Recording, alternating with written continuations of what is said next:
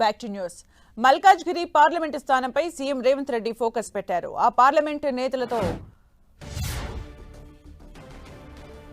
రేవంత్ రెడ్డి మాట్లాడుతున్నారు. మల్కాజ్గిరి పార్లమెంటుపై CM Revanth Reddy focus పెట్టినట్టుగా తెలుస్తోంది. ఎన్నిక అభ్యర్థిని కాదు, ముఖ్యమంత్రిది అంటూ కూడా రేవంత్ రెడ్డి వ్యాఖ్యానించారు. ఎట్టి పరిస్థితుల్లో మల్కాజ్గిరిలో కాంగ్రెస్ జెండా ఎగరాలి అంటూ కూడా ముఖ్యమంత్రి రేవంత్ రెడ్డి వ్యాఖ్యానించారు.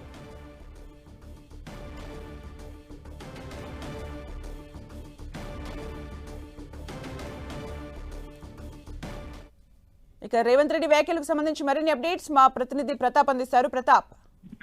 సుమిత్ర, మల్కాజ్గిరి పార్లమెంట్ కి సంబంధించి రేవంత్ రెడ్డి ఇప్పుడు సమీక్ష చేయడం జరిగింది. ప్రధానంగా ఆయన గత పార్లమెంట్ ఎన్నికల్లో మల్కాజ్గిరి నుంచి ఎన్నిక కావడం జరిగింది కాబట్టి దానికి సంబంధించి కూడా ఈ రోజు ఆయన పార్లమెంట్ ఆఫీస్ లో, అంటే గతంలో ఆయన క్యాంప్ ఆఫీస్ లో ఉన్న కార్యాలయంలో మల్కాజ్గిరికి సంబంధించిన 7 సెగ్మెంట్ల ముఖ్యమైన నేతలతో సమీక్ష చేయడం జరిగింది. ఈ సమీక్ష సమావేశానికి గత అసెంబ్లీ ఎన్నికల్లో పోటీ చేసిన నేతలతో పాటు అభ్యర్థిగా నిలవబోతున్న సునీత మహేందర్ రెడ్డి, ఎమ్మెల్సీ మహేందర్ రెడ్డి కూడా హాజరు కావడం జరిగింది. ఈ సందర్భంగా కూడా చాలా కీలకమైన కామెంట్స్ చేశారు. ముఖ్యంగా తాను సీఎం కావడానికి మొట్టమొదటిగా మెట్టుగా పనిచేసిన మల్కాజ్గిరి పార్లమెంట్ మళ్ళా మరోసారి కూడా కాంగ్రెస్ పార్టీ నిలబెట్టుకోవాల్సిన అవసరం ఎంతైనా ఉందంటూ కూడా చెప్పడం జరిగింది. మల్కాజ్గిరి అనేది కాంగ్రెస్ పార్టీకి చాలా కీలకం. అక్కడ కనుక కాంగ్రెస్ పార్టీ గెలిచినట్లయితే కనుక అక్కడ ఉన్న సమస్యలు ఏదైతే ఉన్నాయో, జవహర్ డంపు యార్డ్ కి సంబంధించి ముఖ్యంగా అక్కడ చాలా సమస్య తీవ్రంగా ఉంది కాబట్టి ఆ డంప్ యార్డ్ ను తొలగించాలన్నా, అదేవిధంగా స్కైవేలకు సంబంధించి ఇటీవల కాలంలోనే స్కైవేలకు సంబంధించి కేంద్రంతో మాట్లాడి ముఖ్యంగా కంటోన్మెంట్ ఏరియా నుంచి కరీంనగర్ గానీ ఆ ఏరియాకి వెళ్ళడానికి ప్రధానంగా సంబంధించి చాలా కాలం నుంచి పెండింగ్ లో ఉన్న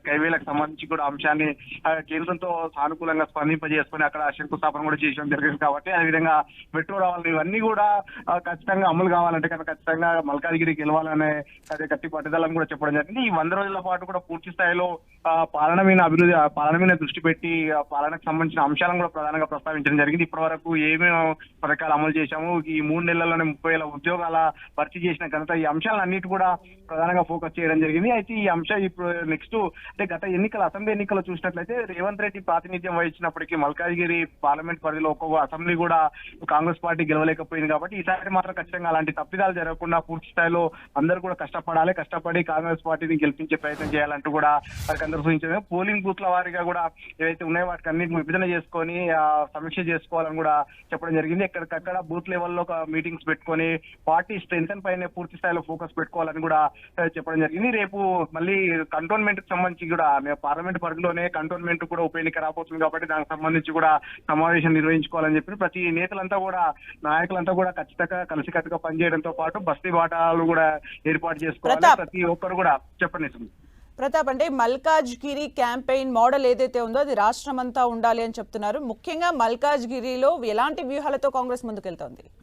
ప్రధానంగా సీఎం చెప్తున్నది ఏంటంటే ప్రతి ఒక్కరు కూడా జనానికి టచ్ కావాలి. ఉదయం 7 గంటలకే బస్తీలు అన్నట్టు కూడా అంతగా, అదే ఇక్కడ హైదరాబాద్ లో ఉంది కాబట్టి బస్తీలలో వెళ్ళి కూడా ఓటర్లు అందరూ కూడా టచ్ చేయాలి. గ్రామాల్లో కూడా అందరూ కూడా వెళ్ళి ఎక్కడికెక్కడ ఈ బూత్ వారిగా కూడా ఒక మోడల్ గా ఏర్పాటు చేసుకోవాలి. అన్ని బూత్ వారిగా కూడా అంతా డివైడ్ చేసుకొని కూడా జనంలోకి వెళ్ళాలి. ఈ ఎన్నికలు అత్యంత ప్రతిష్టాత్మకం కాబట్టి ఖచ్చితంగా ఇది ఒక మల్కాజ్గిరి పార్లమెంట్ అనేది క్యాంపెయిన్ ఏదైతే చేస్తారో అదంతా రాష్ట్రం అంతా అనుసరించేట ఒక మోడల్ రూపొందించాలంటూ కూడా దిశానిర్దేశం చేయడం జరిగింది. ప్రతి ఒక్కరు కూడా లీడర్లంతా కూడా ఖచ్చితంగా ఓటర్ దగ్గరికి వెళ్ళి ప్రభుత్వం ఈ 100 రోజులు చేసిన కార్యక్రమాలతో పాటు నెక్స్ట్ కాంగ్రెస్ పార్టీ గెలవాల్సిన ఆవశ్యకతను కూడా ఓటర్లకు వివరించే ప్రయత్నం ఖచ్చితంగా చేయాలి. కాంగ్రెస్ పార్టీ గెలిస్తే ఏది జరుగుతుంది, లాభం జరుగుతుంది అనేది అసెంబ్లీ ఎన్నికల్లో ఏ విధంగా అయితే క్యాంపెయినింగ్ చేశారు, ఇప్పుడు కూడా ఖచ్చితంగా పట్టుదలతోటి కూడా పనిచేయాలి. ప్రతి ఒక్కరు పోలింగ్ వారిగా ఒక్కొక్క బూత్ వారిగా విభజన చేసుకొని కూడా జనంలోకి వెళ్లాల్సిన అవసరాన్ని కూడా ఖచ్చితంగా దృష్టికి తీసుకెళ్లాలనే ప్రయత్నం కూడా చేశారు. ఎట్టి పరిస్థితుల్లో కూడా కాంగ్రెస్ పార్టీ 14 సీట్లు గెలవాలని ఏదైతే టార్గెట్ పెట్టున్నారో ప్రతిదీ